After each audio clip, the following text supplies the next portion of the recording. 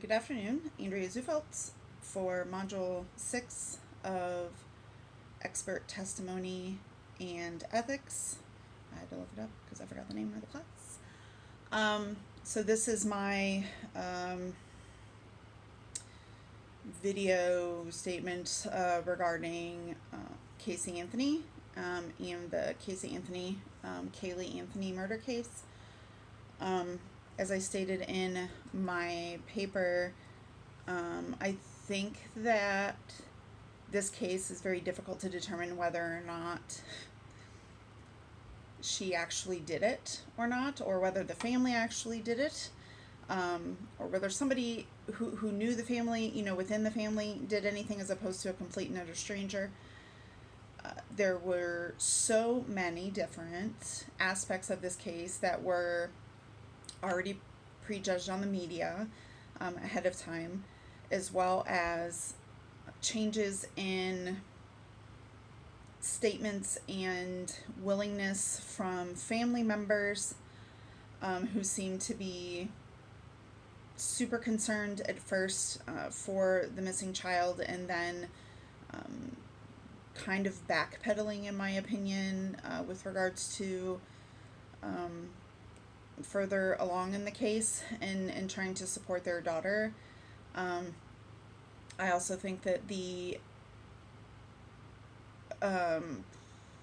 bringing in of the sexual abuse by Casey Anthony's father towards her was very much so meant to just kind of spin things slightly out of control with the case. By then, the case was already out of control, personally, in my opinion, but I think that, unfortunately, even prior to this case getting into the courtroom and making those determinations of who did what and understanding of the evidence, I don't think it was doomed from the start.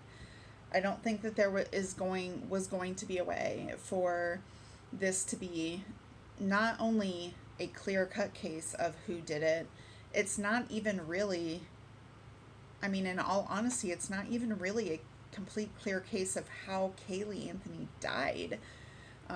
Was it chloroform? Was it suffocation? Was it the tape? There are so many things that are not clear across the board, and I think that probably the prosecution was potentially pushed by the media, by the public, to really do something about this in charging her for the murder of the daughter. But again, there were so many missteps along the way. The individual, the electric worker who found the bag of remains had previously notified police about this bag being where it was, and the police did not fully take it into account, did not fully investigate, and it took more times for him to actually get someone out there to determine whether or not that was that of Kaylee Anthony. The use of cadaver dogs to determine whether or not there was a smell of body decomposition in a vehicle, air testing quality. I think that there was a lot of the evidence that was presented that was very, very technical and specific, and I think by the time that this case hit trial, it was just going to completely be over the heads of the jurors to understand any of that. When you're looking at things like saturated pieces of paper towel or anything like that, where everything is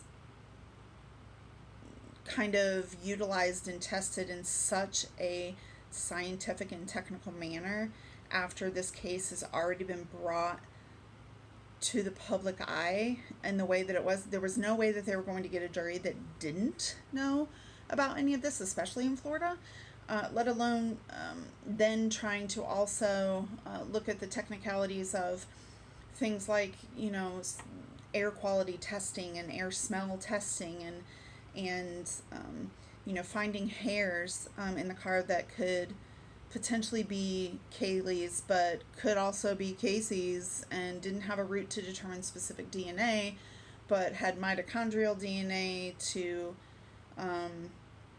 process the fact that it's a female lineage in the thing. I mean, everything just kind of seemed very far-reaching across the board, and I just don't think that the prosecution had enough to really properly present a case. I think that some of it was rushed to try and get the entire situation done and show that they were really, looking to find somebody who was going to be held responsible for the death of this child.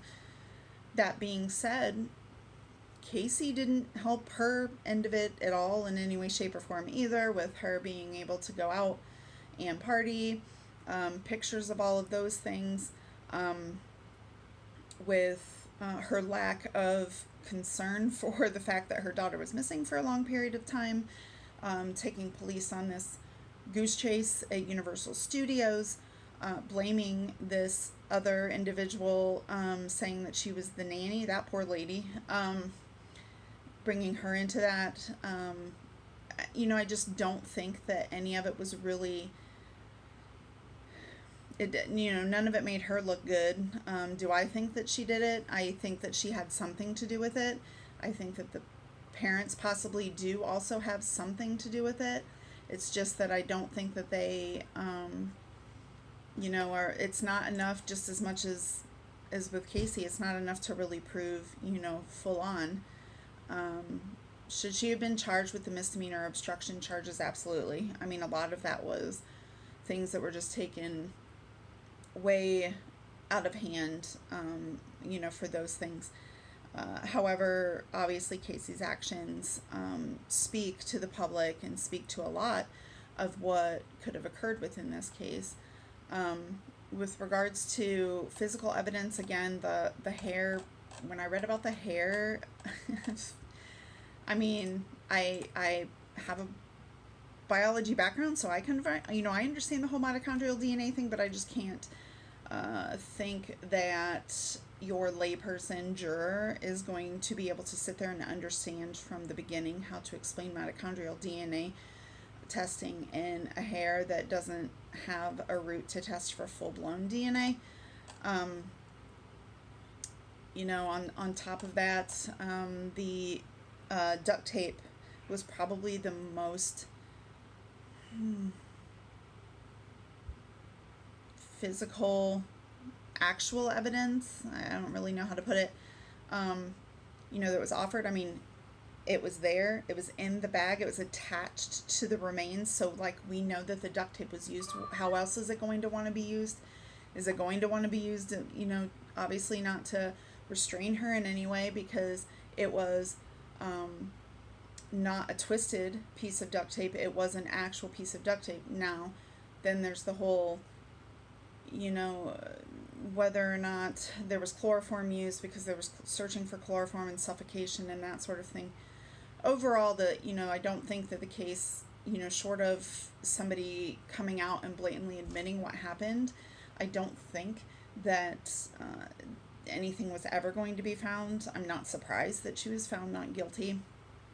I do think in the court of public opinion that she's guilty. I do think in the court of public opinion that she probably will never in her lifetime have a normal life.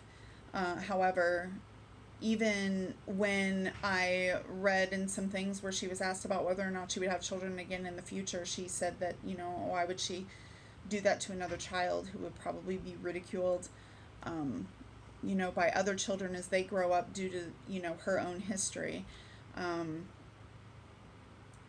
I don't think necessarily that she is 100% responsible.